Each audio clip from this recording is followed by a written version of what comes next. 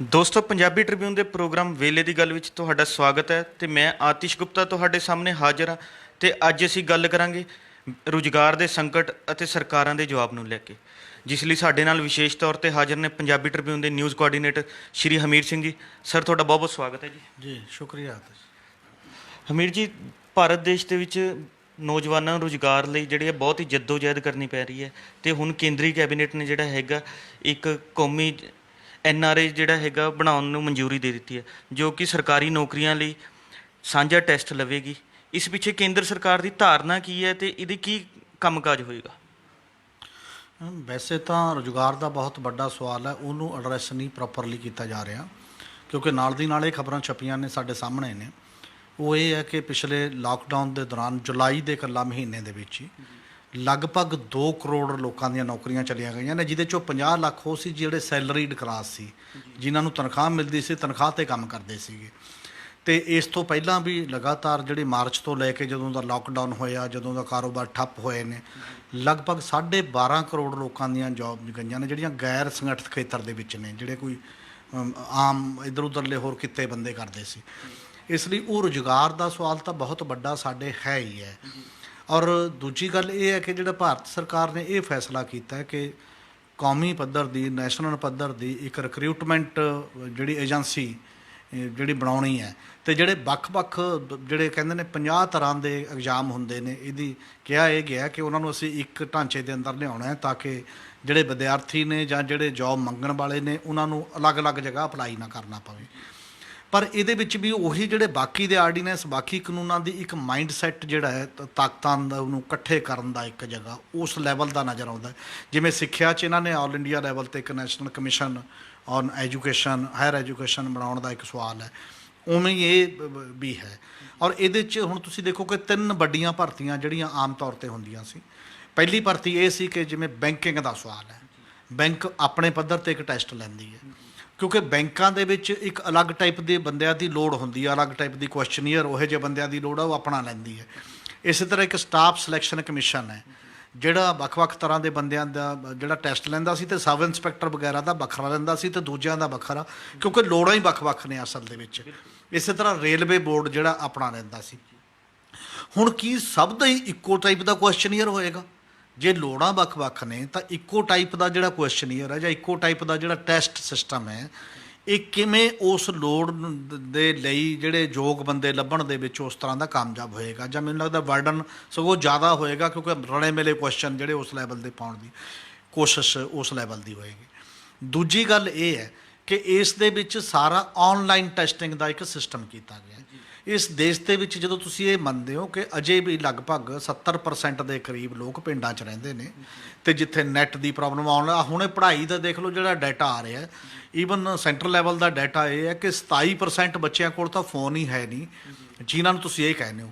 ਜਦੋਂ ਤੁਸੀਂ ਕੋਈ ਵੀ ਚੀਜ਼ ਇਸ ਨਾਲ ਜੋੜਤੀ ਔਨਲਾਈਨ ਨਾਲ, ਇਹਦਾ ਮਤਲਬ ਥੋੜ੍ਹਾ ਜਿਹਾ ਘੱਟ ਪੜ੍ਹੇ ਲਿਖੇ ਪਰਿਵਾਰ, ਪਿੰਡਾਂ ਦੇ ਪਰਿਵਾਰ, ਰਿਮੋਟ ਏਰੀਏ ਦੇ ਪਰਿਵਾਰ, ਜਿੱਥੇ ਨੈੱਟ ਦੀ ਵੀ ਉਸ ਲੈਵਲ ਦੀ ਗੱਲ ਨਹੀਂ ਚੱਲਦੀ ਜਾਂ ਰੋਜ਼ ਨੈੱਟ ਦਾ ਪੈਕ ਪਾਉਣ ਲਈ ਪੋਜੀਸ਼ਨ ਨਹੀਂ, ਉਹਨਾਂ ਨੂੰ ਤੁਸੀਂ ਵੈਸੇ ਹੀ ਬਾਹਰ ਕਰ ਰਹੇ ਹੋ, ਉਹਨਾਂ ਨਾਲ ਇੱਕ ਲੈਵਲ ਦਾ ਬਹੁਤ ਵੱਡਾ ਡਿਸਕ੍ਰਿਮੀਨੇਸ਼ਨ ਕਰ ਰਹੇ ਹੋ। ਇਸ ਲਈ ਇਕੱਲਾ ਔਨਲਾਈਨ ਦਾ ਜਿਹੜਾ ਇੱਕ ਸੈਟਅਪ ਹੈ, ਇਹ ਹੋਰ ਵੀ ਪਛੜਿਆ ਹੋਇਆਂ ਨੂੰ ਹੋਰ ਪਛਾੜਨ ਦਾ ਇੱਕ ਜਿਹੜਾ ਤਰੀਕਾ ਹੋਏਗਾ, ਇਹਨੂੰ ਦੁਬਾਰਾ ਸੋਚਣ ਦਾ ਸਵਾਲ ਹੈ।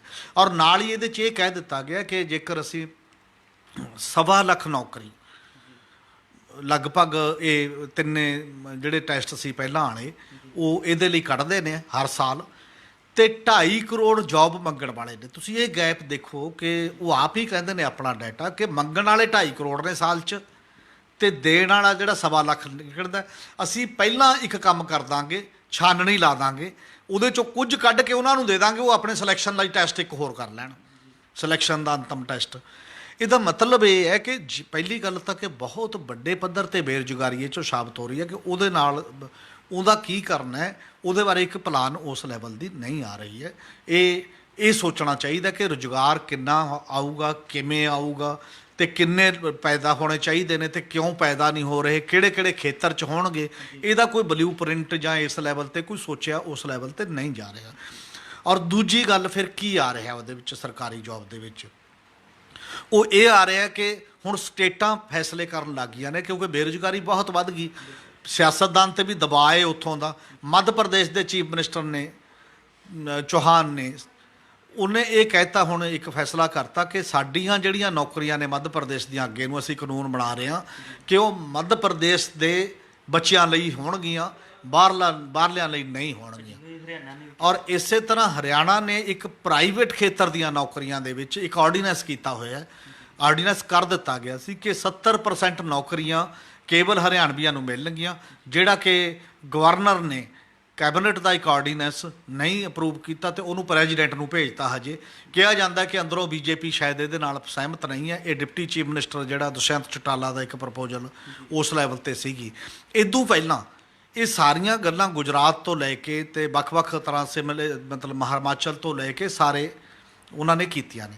ਪਰ ਜੇਕਰ ਇਹੀ ਗੱਲ ਕੋਈ ਪੰਜਾਬ ਵਰਗਾ ਸੂਬਾ ਕਰਦੇ, ਕਦੇ ਕੋਈ ਜੰਮੂ ਕਸ਼ਮੀਰ ਕਰ ਰਿਹਾ ਸੀ, ਤਾਂ ਉਹਨਾਂ ਨੂੰ ਜਦੇ ਕਹਿ ਦਿੰਦੇ ਨੇ ਕਿ ਇਹ ਦੇਸ਼ ਤੋਂ ਅਲੱਗ ਹੋਣਾ ਚਾਹੁੰਦੇ ਨੇ, ਇਹ ਫਲਾਨਾ ਹੈ। ਤੇ ਹੁਣ ਕੋਈ ਇਹ ਤਾਂ ਨਹੀਂ ਘੱਟੋ ਘੱਟ ਕਹਿ ਰਿਹਾ ਬਾਕੀ ਸਟੇਟਾਂ ਨੂੰ ਕਿ ਤੁਸੀਂ ਦੇਸ਼ ਤੋਂ ਅਲੱਗ ਹੋਣਾ ਚਾਹੁੰਦੇ ਹੋ।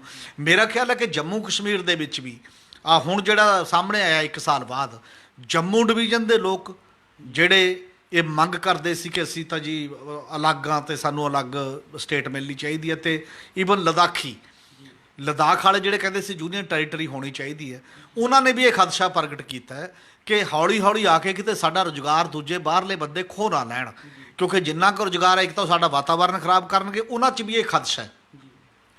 ਇੱਕ ਖਦਸ਼ਾ ਤਾਂ ਇਸ ਕਰਕੇ ਨੈਸ਼ਨਲਾਈਜੇਸ਼ਨ ਦੇ ਐਂਗਲ ਤੋਂ ਇਹ ਹੈ ਕਿ ਜਿਹੜਾ ਸਟੇਟਾਂ ਦੇ ਵਿੱਚ ਵੱਖ-ਵੱਖ ਪਛਾਣਾਂ ਦਾ ਸਵਾਲ ਹੈ, ਘੱਟ ਗਿਣਤੀਆਂ ਬਹੁ ਗਿਣਤੀ 'ਚ ਨੇ ਜਿਹੜੀਆਂ ਸਟੇਟਾਂ 'ਚ, ਉਹਨਾਂ ਨੂੰ ਤਾਂ ਬਾਹਰਲੇ ਬੰਦਿਆਂ ਦੀ, ਬਾਹਰਲੀ ਆਬਾਦੀ ਦੀ ਬਹੁਤਾਤ ਇਸ ਗੱਲੋਂ ਵੀ ਰੋਕਦੀ ਹੈ। ਪਰ ਇੱਕ ਗੱਲ ਨਾਲ ਦੀ ਨਾਲ ਇਹ ਵੀ ਹੈ ਕਿ ਇਹਦਾ ਮਤਲਬ ਕਿੰਨਾ ਦਬਾਅ ਹੈ ਜਦੋਂ ਤੁਹਾਡੀਆਂ ਸਟੇਟਾਂ ਜਿੱਥੇ ਕੋਈ ਘੱਟ ਗਿਣਤੀ ਬਹੁ ਗਿਣਤੀ ਦਾ ਰੌਲਾ ਉਸ ਪੱਧਰ ਦਾ ਨਹੀਂ ਹੈ, ਉਹ ਵੀ ਆਪਣੇ ਵਸਿੰਦਿਆਂ ਨੂੰ ਰੁਜ਼ਗਾਰ ਦੇਣਾ ਚਾਹੁੰਦੀਆਂ ਨੇ। ਤੇ ਕਿਉਂ? ਕਿਉਂਕਿ ਰੁਜ਼ਗਾਰ ਉਹਨਾਂ ਪੈਦਾ ਹੀ ਨਹੀਂ ਹੋ ਰਿਹਾ, ਉਹਨੂੰ ਅਸੀਂ ਸੋਚ ਹੀ ਨਹੀਂ ਰਹੇ ਕਿ ਰੁਜ਼ਗਾਰ ਕਿਵੇਂ ਵਧੂਗਾ।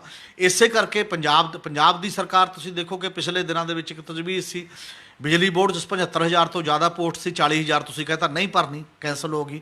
ਔਰ ਇਸੇ ਤਰ੍ਹਾਂ ਕਾਲਜਾਂ ਦਾ ਸਵਾਲ ਸੀ, 1873 ਜਿਹੜੀਆਂ ਪੋਸਟਾਂ ਨੇ ਕਾਲਜਾਂ ਦੇ ਵਿੱਚ, ਗੌਰਮੈਂਟ ਕਾਲਜਾਂ ਦੇ ਵਿੱਚ ਪੰਜਾਬ ਦਿਆਂ ਵਿੱਚ, ਉਹਦੇ 'ਚੋਂ ਲਗਭਗ 1600 ਕੁਛ ਹੀ ਜਿਹੜੀਆਂ ਰੈਗੂਲਰ ਨੇ, ਤੇ ਬਾਕੀ ਰੈਗੂਲਰ ਨਹੀਂ ਹੈ, ਮਤਲਬ ਗੈਸਟ ਫੈਕਲਟੀ ਜਾਂ ਹੋਰ ਨੇ, ਖਾਲੀ ਨੇ, ਰੈਗੂਲਰ ਭਰਤੀ ਨਹੀਂ ਹੋਈ, ਕੇਵਲ 20-25% ਹੀ ਰੈਗੂਲਰ ਸਟਾਫ ਹੈ। ਜਿਹੜੀਆਂ ਚੀਜ਼ਾਂ ਤੁਸੀਂ, ਜਿਹੜੀਆਂ ਨਵੀਆਂ ਨੌਕਰੀਆਂ ਕੱਢਣੀਆਂ ਚਾਹੀਦੀਆਂ ਸੀ ਜਾਂ ਉਹਨੂੰ ਵਧਣਾ ਚਾਹੀਦਾ ਸੀ, ਉਹ ਸੁੰਗੜ ਰਹੀਆਂ ਨੇ। ਔਰ ਕਰੋਨਾ ਦੇ ਤਹਿਤ ਹੋਰ ਬਹੁਤ ਬੁਰੀ ਤਰ੍ਹਾਂ ਲੋਕਾਂ ਦਾ ਰੁਜ਼ਗਾਰ ਚਲਾ ਗਿਆ, ਖਾਸ ਤੌਰ 'ਤੇ ਸੈਲਰੀਡ ਕਲਾਸ 'ਤੇ ਜਿਹੜੀ ਅਨਆਰਗੇਨਾਈਜ਼ਡ ਸੈਕਟਰ ਦਾ ਜਦੋਂ ਰੁਜ਼ਗਾਰ ਜਾਂਦਾ ਹੈ ਤਾਂ ਮੁੜ ਕੇ ਉਸ ਮੌਕਾ ਲੈਣਾ, ਉਨੀ ਤਨਖਾਹ ਮਿਲਣੀ ਜਾਂ ਉਸ ਲੈਵਲ ਦਾ ਰੁਜ਼ਗਾਰ ਭਾਲਣਾ, ਇਹ ਬਹੁਤ ਵੱਡਾ ਸੰਕਟ ਜਿਹੜਾ ਪੈਦਾ ਹੋ ਜਾਂਦਾ ਹੈ। ਔਰ ਇੱਕ ਹਮੀਰ ਜੀ ਵੱਡੀ ਗੱਲ ਇਹ ਵੀ ਆ ਰਹੀ ਹੈ, ਜਿਵੇਂ ਹੁਣ ਮੱਧ ਪ੍ਰਦੇਸ਼ ਦੇ ਮੁੱਖ ਮੰਤਰੀ ਨੇ ਕਿਹਾ, ਹਰਿਆਣਾ ਦੇ ਨੇ ਕਹਿਤਾ, ਇਸ ਤੋਂ ਪਹਿਲਾਂ ਮਹਾਰਾਸ਼ਟਰ ਸਰਕਾਰ ਵੀ ਜਿਹੜੀ ਹੈਗੀ ਬਾਰ-ਬਾਰ ਇਹੀ ਸਵਾਲ ਚੱਕਦੀ ਆਈ ਹੈ ਵੀ ਕਿ ਉੱਥੇ ਜਿਹੜੀ ਨੌਕਰੀਆਂ ਲੋਕਲ ਲੋਕਾਂ ਨੂੰ ਜ਼ਿਆਦਾ ਦਿੱਤੀ ਜਾਵੇ। ਤੇ ਹੁਣ ਇਹਨਾਂ ਮੱਧ ਪ੍ਰਦੇਸ਼ ਤੇ ਹਰਿਆਣਾ ਨੇ ਵੀ ਕਹਿਤਾ, ਇਹ ਕਿੰਨਾ ਕੁ ਵਾਜਬ ਹੈ? ਕੀ ਤੁਹਾਨੂੰ ਲੱਗਦਾ ਹੈ ਵੀ ਕਿ ਸਰਕਾਰਾਂ ਦੀ ਇਸ ਤਰ੍ਹਾਂ ਦੀ ਮੰਗ ਜਿਹੜਾ ਹੈਗਾ ਰੁਜ਼ਗਾਰ ਦੇ ਸਕਣਗੀਆਂ ਵੀ ਕਿ ਜਿਹੜੇ ਨੌਜਵਾਨਾਂ ਨੂੰ ਬੇਰੁਜ਼ਗਾਰੀ ਹੈਗੀ ਉਹ ਖਤਮ ਕਰ ਸਕਣਗੇ? ਮੈਨੂੰ ਲੱਗਦਾ ਕਿ ਇੱਕ ਤਾਂ ਭਾਜਪਾ ਨੂੰ ਇਹ ਸੋਚਣਾ ਪਏਗਾ ਕਿ ਜਦੋਂ ਉਹਦੀਆਂ ਸਟੇਟਾਂ ਇਹ ਕਾਨੂੰਨ ਜਾਂ ਬਣਾ ਰਹੀਆਂ ਨੇ ਜਾਂ ਆਰਡੀਨੈਂਸ ਜਾਰੀ ਕਰ ਰਹੀਆਂ ਨੇ ਜਾਂ ਮੰਗ ਕਰ ਰਹੀਆਂ ਨੇ ਕਿ ਸਾਡੀ ਸਟੇਟ ਦੇ ਬੰਦਿਆਂ ਨੂੰ ਹੀ ਸਾਡੀ ਸਟੇਟ 'ਚ ਰੁਜ਼ਗਾਰ ਮਿਲੇਗਾ, ਤਾਂ ਇੱਕ ਦੇਸ਼ ਇੱਕ ਪੈਨਸ਼ਨ, ਇੱਕ ਰਿਕਰੂਟਮੈਂਟ ਬੋਰਡ ਜਾਂ ਏਜੰਸੀ, ਇੱਕੋ ਟਾਈਪ ਦੀ GST, ਇੱਕੋ ਟਾਈਪ ਦੇ ਇਲੈਕਸ਼ਨ, ਇੱਕੋ ਟਾਈਪ ਦਾ ਸਾਰਾ ਕੁਛ ਜਿਹੜਾ ਕਰਨ ਦਾ ਇੱਕ ਤਰੀਕਾ ਹੈ, ਇਹ ਪ੍ਰੈਕਟੀਕਲ ਗਰਾਊਂਡ 'ਤੇ ਉਹਨਾਂ ਦੇ ਆਪਣੇ ਬੰਦਿਆਂ ਦੇ ਵੀ ਹਜਮ ਨਹੀਂ ਹੋ ਰਿਹਾ। ਇਹ ਡਾਇਵਰਸਿਟੀ ਦਾ ਸਵਾਲ ਹੈ, ਬਹੁਤ ਵੱਡਾ ਕੁਐਸਚਨ ਹੈ ਜਿਹੜਾ ਪਾਲਿਸੀ ਤੇ ਗਵਰਨਮੈਂਟ ਆਫ ਇੰਡੀਆ ਦੀ, ਤੇ ਕਿ ਤੁਹਾਨੂੰ ਖੇਤਰੀ ਜਿਹੜੀਆਂ ਚਾਹਤਾਂ ਨੇ ਜਾਂ ਖੇਤਰੀ ਖਾਹਿਸ਼ਾਂ ਨੇ ਜਾਂ ਉਹਨਾਂ ਦੀਆਂ ਲੋੜਾਂ ਨੇ, ਉਹਨਾਂ ਨੂੰ ਵੀ ਧਿਆਨ 'ਚ ਰੱਖਣਾ ਪਊਗਾ ਡਾਇਵਰਸਿਟੀ ਨੂੰ, ਤੇ ਤੁਹਾਨੂੰ ਇੱਕ ਬੈਲੈਂਸ ਵੀ ਬਣਾ ਕੇ ਰੱਖਣਾ ਪਏਗਾ। ਜਿੱਥੋਂ ਤੱਕ ਰੁਜ਼ਗਾਰ ਦਾ ਸੰਬੰਧ ਹੈ, ਰੁਜ਼ਗਾਰ ਪੈਦਾ ਹੀ ਨਹੀਂ ਹੋ ਰਿਹਾ ਨਵਾਂ, ਜਿੰਨੇ ਲੋਕ ਰੁਜ਼ਗਾਰ ਦੀ ਮੰਡੀ 'ਚ ਆ ਰਹੇ ਨੇ ਤੇ ਉਹਨਾਂ ਲਈ ਰੁਜ਼ਗਾਰ ਹੈ ਕਿੱਥੇ ਹੈ? ਰੁਜ਼ਗਾਰ ਦੇ 3 ਵੱਡੇ ਖੇਤਰ ਨੇ। ਅਜੇ ਵੀ ਸਭ ਤੋਂ ਵੱਡਾ ਰੁਜ਼ਗਾਰ ਦਾ ਖੇਤਰ ਖੇਤੀਬਾੜੀ ਹੈ ਇਸ ਦੇਸ਼ ਦੇ ਵਿੱਚ। ਅਜੇ ਵੀ ਇਹ ਮੰਨਿਆ ਜਾ ਰਿਹਾ ਲਗਭਗ 49% ਲੋਕ ਖੇਤੀਬਾੜੀ 'ਤੇ ਨਿਰਭਰ ਨੇ, ਚਾਹੇ ਉਹ ਘੱਟ ਰੁਜ਼ਗਾਰ ਹੈ, ਛੁਪੀ ਬੇਰੁਜ਼ਗਾਰੀ ਹੈ, ਜੋ ਮਰਜ਼ੀ ਹੈ, ਉਹਦੇ ਤੋਂ ਡਾਇਰੈਕਟ ਤੌਰ 'ਤੇ ਦੇਸ਼ ਦੇ ਵਿੱਚ। ਔਰ ਖੇਤੀ ਦਾ ਧੰਦਾ ਇਹੋ ਜਿਹਾ ਹੋ ਗਿਆ, ਤੇ ਪਾਰਲੀਮੈਂਟ ਖੁਦ ਦੱਸਦੀ ਹੈ ਕਿ 3.5 ਲੱਖ ਕਿਸਾਨ ਖੁਦਕੁਸ਼ੀ ਕਰ ਚੁੱਕੇ ਆ, ਜਿਹੜਾ ਕਰਜ਼ੇ ਦੇ ਕਾਰਨ, ਬਾਕੀ ਦੀਆਂ ਸਮੱਸਿਆਵਾਂ ਦੇ ਕਾਰਨ। ਆਹ 3 ਆਰਡੀਨੈਂਸ ਆ ਰਹੇ ਨੇ, ਇਹਦੇ ਨਾਲ ਹੋਰ ਜ਼ਿਆਦਾ ਜਿਹੜੀ ਸਮੱਸਿਆ ਖੇਤੀ ਦੇ ਵਿੱਚ ਵਧਣੀ ਹੈ, ਬਲਕਿ ਘਟਣੀ ਨਹੀਂ ਹੈ। ਤੇ ਜਿਹੜੇ ਸਾਡੇ ਮਾਹਰ ਨੇ ਕਾਫੀ ਹੱਦ ਤੱਕ, ਜਿਹੜੇ ਵੱਡੇ ਆਰਥਿਕ ਮਾਹਰ ਨੇ ਵੱਖ-ਵੱਖ ਏਰੀਏ ਦੇ, ਉਹ ਕਹਿੰਦੇ ਨੇ ਖੇਤੀ 'ਚੋਂ ਬੰਦੇ ਕੱਢਣੇ ਪੈਣਗੇ ਤੇ ਤਾਂ ਜਾ ਕੇ ਕਿਤੇ ਹੋਰ ਰੁਜ਼ਗਾਰ ਮਿਲੂ। ਖੇਤੀ ਲਾਹੇਵੰਦ ਉਨੀ ਨਹੀਂ ਬਣਾ ਸਕਦੀ, ਉਨੇ ਬੰਦਿਆਂ ਦਾ ਬੋਝ ਨਹੀਂ ਝੱਲ ਸਕਦੀ। ਇਸ ਸਵਾਲ ਦਾ ਜਵਾਬ ਇਸ ਦੇਸ਼ 'ਚ ਕੋਈ ਨਹੀਂ ਦੇ ਰਿਹਾ ਕਿ ਖੇਤੀ 'ਚੋਂ ਬੰਦੇ ਕੱਢ ਕੇ ਲਿਜਾਣੇ ਕਿੱਥੇ ਨੇ ਤੇ ਕਿੱਥੇ ਆ ਉਹਨਾਂ ਲਈ ਰੁਜ਼ਗਾਰ।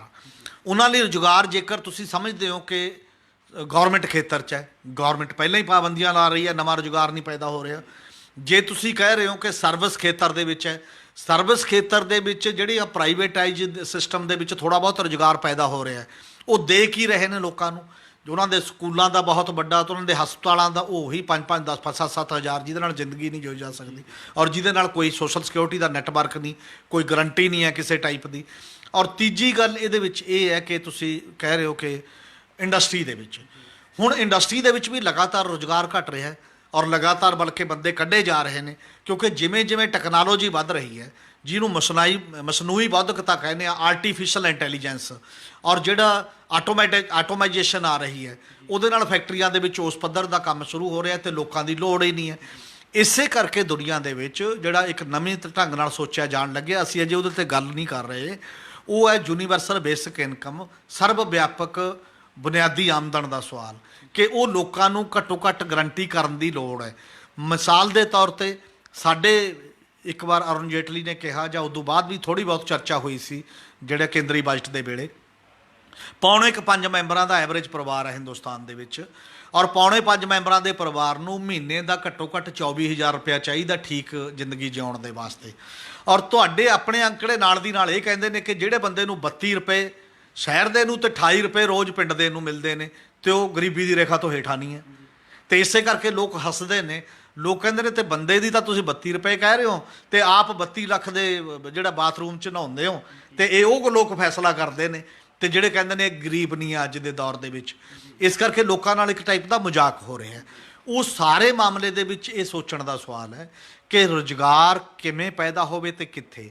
ਉਹ ਰੁਜ਼ਗਾਰ ਖੇਤੀ 'ਚ ਪੈਦਾ ਹੋ ਸਕਦਾ ਹੈ ਜੇਕਰ ਇਨਵੈਸਟਮੈਂਟ ਉਸ ਪੱਧਰ ਦੀ ਕੀਤੀ ਜਾਏ, ਉਹਨੂੰ ਲਾਹੇਵੰਦ ਬਣਾਇਆ ਜਾਏ ਤੇ ਉਹਨੂੰ ਉਸ ਪੱਧਰ ਤੇ ਪਾਲਿਸੀ ਲੈਵਲ ਦਾ ਇੱਕ ਡਿਸੀਜਨ ਇਹ ਹੈ ਕਿ ਜਿੰਨਾ ਬਜਟ ਹੈ ਹਿੰਦੁਸਤਾਨ ਦੀ ਸਰਕਾਰ ਦਾ ਜਾਂ ਪੰਜਾਬ ਦਾ ਜਾਂ ਬਾਕੀ ਜਿੰਨੇ ਬੰਦੇ ਉਹਦੇ ਤੇ ਨਿਰਭਰ ਨੇ, ਕੀ ਉਹਦੀ ਰੇਸ਼ੋ 'ਚ ਬਜਟ ਨਹੀਂ ਹੋਣਾ ਚਾਹੀਦਾ? ਜੇ 49% ਲੋਕਾਂ ਦੇ ਰੁਜ਼ਗਾਰ ਦਾ ਸਾਧਨ ਖੇਤੀ ਹੈ ਤਾਂ ਬਜਟ ਦਾ 49% ਉੱਤੇ ਕਿਉਂ ਨਹੀਂ ਜਾਂਦਾ? ਤਾਂ ਪੇਂਡੂ ਖੇਤਰ ਦੇ ਵਿੱਚ ਜੇ ਆਬਾਦੀ 70% ਹੈ ਤਾਂ 70% ਬਜਟ ਦਾ ਹਿੱਸਾ ਪੇਂਡੂ ਖੇਤਰ ਤੇ ਖਰਚ ਕਿਉਂ ਨਹੀਂ ਹੁੰਦਾ? ਤੇ ਜੇ ਤੁਸੀਂ ਉਹ ਇਨਵੈਸਟਮੈਂਟਾਂ ਕਰਨ ਲੱਗੋਗੇ ਉਸ ਪੱਧਰ ਦੇ ਉੱਤੇ ਤਾਂ ਸ਼ਾਇਦ ਰੁਜ਼ਗਾਰ ਨਵੇਂ ਪੈਦਾ ਹੋਣਗੇ, ਨਹੀਂ ਤਾਂ ਰੁਜ਼ਗਾਰ ਨਹੀਂ ਪੈਦਾ ਹੋਣਗੇ।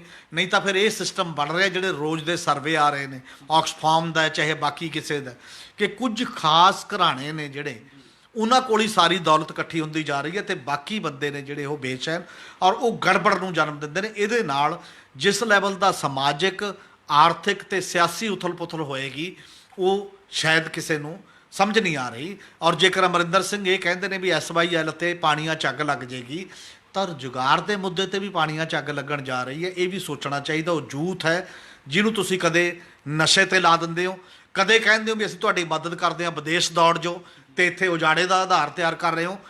ਯੂਥ ਨੂੰ, ਹੁਨਰ ਨੂੰ, ਸਕਿੱਲ ਨੂੰ, ਆਪਣੀ ਬੌਧਿਕਤਾ ਨੂੰ ਇੱਥੇ ਕਿਵੇਂ ਰੱਖਣਾ ਹੈ, ਕਿਵੇਂ ਰੁਜ਼ਗਾਰ ਦੇਣਾ ਉਹਨਾਂ ਦੀ ਜ਼ਿੰਦਗੀ ਜਿਉਣ ਦਾ, ਇਸ ਪਾਸੇ ਪਾਲਿਸੀ ਡਿਸੀਜਨ ਕਰਨ ਦੀ ਲੋੜ ਹੈ। ਔਰ ਇਸ ਦੀ ਇੱਕ ਵੱਡੀ ਵਿਆਪਕ ਅੰਦੋਲਨਾਂ ਦੀ ਵੀ ਲੋਕਾਂ ਦੀ ਲੋੜ ਹੈ ਰੁਜ਼ਗਾਰ ਦੀ ਮੰਗ ਨੂੰ ਲੈ ਕੇ, ਸਮਾਜਿਕ ਸੁਰੱਖਿਆ ਦੀ ਗੱਲ ਨੂੰ ਲੈ ਕੇ, ਤਾਂ ਜਾ ਕੇ ਇੱਕ ਭਵਿੱਖ ਹੈ ਜਿਹੜਾ ਉਹ ਬਿਹਤਰ ਭਵਿੱਖ ਹੋ ਸਕਦਾ। ਇੱਕ ਹਮੀਰ ਜੀ ਸਭ ਤੋਂ ਵੱਡੀ ਗੱਲ ਇਹ ਵੀ ਆ ਰਹੀ ਹੈ, ਜਿਵੇਂ ਤੁਸੀਂ ਦੱਸਿਆ ਵੀ ਇਹ ਕਰੋਨਾ ਮਹਾਮਾਰੀ ਦੇ ਦੌਰਾਨ ਹੀ ਜਿਹੜੇ ਇਸ ਟਾਈਮ 2 ਕਰੋੜ ਨੌਕਰੀਆਂ ਜਿਹੜੀਆਂ ਖੁੱਸ ਗਈਆਂ ਨੇ, ਪਰ ਇਸ ਪਿੱਛੇ ਨਾ ਤਾਂ ਕਿਸੇ ਸੂਬਾ ਸਰਕਾਰ ਵੱਲੋਂ ਨਾ ਕੋਈ ਕੇਂਦਰ ਸਰਕਾਰ ਵੱਲੋਂ ਕੋਈ ਆਵਾਜ਼ ਨਹੀਂ ਚੁੱਕੀ ਜਾ ਰਹੀ, ਕੋਈ ਬੋਲਿਆ ਨਹੀਂ ਜਾ ਰਿਹਾ। ਤੁਸੀਂ ਇਸ ਨੂੰ ਕਿਵੇਂ ਦੇਖੋਗੇ? ਤੇ 2 ਕਰੋੜ ਤਾਂ ਕੇਵਲ ਜੁਲਾਈ ਦੇ ਮਹੀਨੇ 'ਚ ਗਈਆਂ ਨੇ। ਇਦੋਂ ਪਹਿਲਾਂ ਅਪ੍ਰੈਲ ਦੇ ਮਹੀਨੇ 'ਚ, ਮਾਰਚ ਦੇ ਮਹੀਨੇ 'ਚ 12.5 ਕਰੋੜ ਚਲੀ ਗਈ ਹੈ। ਤੇ ਜੇ ਤੁਸੀਂ ਜੋੜਦੇ ਹੋ ਤਾਂ ਬਹੁਤ ਵੱਡਾ ਇੱਕ ਹਿੱਸਾ ਬਣਦਾ। ਉਹਦੇ 'ਚ ਸਭ ਤੋਂ ਜ਼ਿਆਦਾ ਗਰੀਬ ਨੇ, ਕਿਉਂਕਿ 12.5 ਕਰੋੜ 'ਚੋਂ ਤੋਂ ਬਹੁਤ ਵੱਡਾ ਜਿਹੜੇ ਮਜ਼ਦੂਰ ਚੱਲ ਕੇ ਗਏ, ਫੈਕਟਰੀਆਂ ਸੀ, ਪੈਦਲ ਚੱਲ ਕੇ ਗਏ, ਐਡੀ ਐਡੀ ਦੂਰ ਗਏ, ਉਹਨਾਂ ਦਾ ਉਹ ਬਹੁਤ ਵੱਡੇ ਬੇਰੁਜ਼ਗਾਰ ਉਸ ਪੱਧਰ ਦੇ ਉੱਤੇ ਹੋਏ। ਔਰ ਉਹਨਾਂ ਮਜ਼ਦੂਰਾਂ ਦਾ ਹੀ ਹੁਣ ਪ੍ਰੈਸ਼ਰ ਆਪਣੀਆਂ ਆਪਣੀਆਂ ਸਰਕਾਰਾਂ 'ਤੇ ਵੀ ਵੱਧ ਰਿਹਾ ਕਿ ਜੇ ਅਸੀਂ ਵਾਪਸ ਨਹੀਂ ਜਾਣਾ ਤਾਂ ਇੱਥੇ ਸਾਨੂੰ ਘੱਟੋ ਘੱਟ ਕੁਝ ਦਿਓ। ਔਰ ਤੁਸੀਂ ਮਨਰੇਗਾ ਤੇ ਵਿੱਚ ਰੱਖ ਰਹੇ ਹੋ 40,000 ਕਰੋੜ ਹੋਰ ਰੁਪਇਆ ਹੋਰ ਦਿੱਤਾ। 40,000 ਕਰੋੜ ਨਾਲ ਕੀ ਬਣਦਾ? ਜੇ ਤੁਸੀਂ ਮਨਰੇਗਾ ਚਲਾਉਣੀ ਹੈ, ਜੇ ਉਹਨਾਂ ਬੰਦਿਆਂ ਨੂੰ 100 ਦਿਨ ਦਾ ਵੀ ਰੁਜ਼ਗਾਰ ਦੇਣਾ ਤਾਂ 2.5 ਲੱਖ ਕਰੋੜ ਰੁਪਇਆ ਚਾਹੀਦਾ ਘੱਟੋ ਘੱਟ। ਬਿਨਾਂ ਪੈਸੇ ਕੇਵਲ ਬਿਆਨਬਾਜ਼ੀ ਨਾਲ ਰੁਜ਼ਗਾਰ ਨਹੀਂ ਪੈਦਾ ਹੋਣਗੇ। ਰੁਜ਼ਗਾਰ ਪੈਦਾ ਕਰਨ ਦੇ ਲਈ ਸਭ ਤੋਂ ਜ਼ਰੂਰੀ ਚੀਜ਼ ਪਾਲਿਸੀ ਹੈ, ਉਹਦੇ 'ਚ ਇਨਵੈਸਟ ਕਰਨਾ ਪਏਗਾ, ਨਿਵੇਸ਼ ਕਰਨਾ ਪਏਗਾ ਤੇ ਉਸ ਨਿਵੇਸ਼ ਦੇ ਆਧਾਰ ਤੇ ਹੋਊਗਾ। ਤੁਸੀਂ ਕਹਿੰਦੇ ਹੋ ਈਜ਼ ਦਾ ਬਿਜ਼ਨਸ, ਜਿਹੜਾ ਕਾਰਪੋਰੇਟ ਹੈ ਜਾਂ ਜਿਹੜਾ ਇਸ ਲੈਵਲ ਦੇ ਅਮੀਰ ਘਰਾਣੇ ਨੇ, ਉਹਨਾਂ ਨੂੰ ਟੈਕਸ ਹੌਲੀਡੇ ਦੇ ਦਿਓ, ਉਹਨਾਂ ਨੂੰ ਟੈਕਸ ਵੀ ਛੱਡ ਦਿਓ, ਉਹਨਾਂ ਨੂੰ ਸਾਰੀਆਂ ਚੀਜ਼ਾਂ ਛੱਡ ਦਿਓ, ਖੁਦ ਤੇ ਖੁੱਲ੍ਹਾ ਸਿਸਟਮ ਕਰ ਦਿਓ। ਉੱਥੇ ਤਾਂ ਰੁਜ਼ਗਾਰ ਪੈਦਾ ਹੀ ਨਹੀਂ ਹੋ ਰਿਹਾ। ਜਿਹੜਾ ਤੁਸੀਂ ਪੁਰਾਣੇ ਜ਼ਮਾਨੇ 'ਚ ਕਹਿੰਦੇ ਸੀ ਵੀ ਇੰਨਾ ਪੈਸਾ ਲਾਊਗਾ ਇੰਨਾ ਰੁਜ਼ਗਾਰ ਪੈਦਾ ਹੋ ਜਾਊਗਾ, ਉਹ ਫਾਰਮੂਲਾ ਖਤਮ ਹੋ ਚੁੱਕਿਆ ਹੈ। ਹੁਣ ਸਿਸਟਮ ਹੀ ਨਹੀਂ ਬਚਿਆ ਉਹ। ਇਸ ਲਈ ਇਕੱਲਾ ਪੈਸਾ ਜੋ ਲਾਉਣ ਦਾ ਅੱਖਾਂ ਮੀਚ ਕੇ ਕੀਤਾ ਗਿਆ ਪ੍ਰਬੰਧ, ਇਹ ਆਪਣੇ ਆਪ 'ਚ ਗਲਤ ਹੈ। ਜੇਕਰ ਉਹਦੇ ਨਾਲ ਰੁਜ਼ਗਾਰ ਨਹੀਂ ਜੋੜਿਆ ਜਾਂਦਾ, ਕਿੰਨੇ ਬੰਦਿਆਂ ਨੂੰ ਰੁਜ਼ਗਾਰ ਮਿਲੇਗਾ ਤੇਰੇ ਪੈਸੇ ਲਾਉਣ ਦੇ ਨਾਲ? ਇਹ ਸਭ ਤੋਂ ਵੱਡੀ ਗੱਲ ਹੈ। ਇਸੇ ਕਰਕੇ ਇਹਨਾਂ ਦਿਨਾਂ 'ਚ ਅਗਸਤ ਦੇ ਵਿੱਚ ਇੱਕ ਇਹ ਵੀ ਬਹੁਤ ਵੱਡਾ ਸਵਾਲ ਸਾਡੇ ਸਾਹਮਣੇ ਆਉਂਦਾ ਕਿ ਜੇਕਰ ਦੋ ਦੇਸ਼ਾਂ ਦਾ ਜਿਹੜਾ ਗੱਲ ਹੈ, ਭਾਰਤ ਪਾਕਿਸਤਾਨ ਦਾ ਬਾਰਡਰ ਖੁੱਲ੍ਹਦਾ ਹੈ, ਬਾਘਾ ਬਾਰਡਰ ਖੁੱਲ੍ਹਦਾ ਹੈ, ਇੱਧਰ ਦੀ ਵਪਾਰ ਵੱਧਦਾ ਹੈ, ਕੁਝ ਨਵੀਆਂ ਚੀਜ਼ਾਂ ਵਿਕਸਿਤ ਹੁੰਦੀਆਂ ਨੇ, ਤਾਂ ਸ਼ਾਇਦ ਰੁਜ਼ਗਾਰ ਦੇ ਹੋਰ ਮੌਕੇ ਪੈਦਾ ਹੋਣ। ਅਸੀਂ ਕੋਈ ਵੀ ਗੱਲ ਨਹੀਂ ਕਰ ਰਹੇ, ਨਾ ਇੰਟਰਨੈਸ਼ਨਲ ਸੰਬੰਧਾਂ ਦੇ ਮਾਮਲੇ 'ਚ ਇਹੋ ਜਿਹੀ ਗੱਲ ਕਰ ਰਹੇ ਹਾਂ ਕਿ ਬਾਰਡਰ ਖੁੱਲ੍ਹ ਕੇ ਰੁਜ਼ਗਾਰ ਪੈਦਾ ਹੋਵੇ, ਨਾ ਖੇਤੀ ਦੇ ਵਿੱਚ ਇਨਵੈਸਟ ਕਰ ਰਹੇ ਹਾਂ ਕਿ ਰੁਜ਼ਗਾਰ ਹੋਰ ਪੈਦਾ ਹੋਏ, ਨਾ ਅਸੀਂ ਇਹ ਦੱਸ ਰਹੇ ਹਾਂ ਕਿ ਅਸੀਂ ਕਿੰਨੀ ਟੈਕਨੋਲੋਜੀ, ਕਿਹੜੀ ਗੱਲ 'ਤੇ ਅਸੀਂ ਹਰ ਚੀਜ਼ ਆਨਲਾਈਨ ਕਰਦੇ ਜਾ ਰਹੇ ਹਾਂ। ਹਰ ਚੀਜ਼ ਆਨਲਾਈਨ ਦਾ ਮਤਲਬ ਹੈ ਤੇ ਜਿਹੜੇ ਬਾਕੀ ਦੇ ਬੰਦੇ ਨੇ ਉਹਨਾਂ ਨੂੰ ਪਿੱਛੇ ਛੱਡ ਦਿਓ। ਉਹ ਕੀ ਕਰਨਗੇ ਇਸ ਜ਼ਿੰਦਗੀ ਦੇ ਵਿੱਚ? ਤੁਹਾਨੂੰ ਇਸ 'ਤੇ ਮੰਥਨ ਕਰਨ ਦੀ ਲੋੜ ਹੈ। ਸਾਡੀ ਸਿਆਸੀ ਜਮਾਤ ਜਿਹੜੀ ਹੈ ਤੇ ਸਾਡੀ ਬੌਧਿਕ ਤਬਕਾ, ਉਹ ਸ਼ਾਇਦ ਇਹਨਾਂ ਗੱਲਾਂ 'ਤੇ ਅਜੇ ਉਸ ਪੱਧਰ ਦੀ ਗੰਭੀਰਤਾ ਨਾਲ ਸੋਚਣ ਨਹੀਂ ਲੱਗਿਆ ਜਿੰਨੀ ਇਹ ਗੰਭੀਰ ਗੱਲ ਹੈਗੀ ਹੈ। ਹਰ ਨੌਜਵਾਨ ਨੂੰ ਜ਼ਿੰਦਗੀ ਜਿਉਣ ਦੇ ਲਈ ਸੁਪਨਾ ਚਾਹੀਦਾ।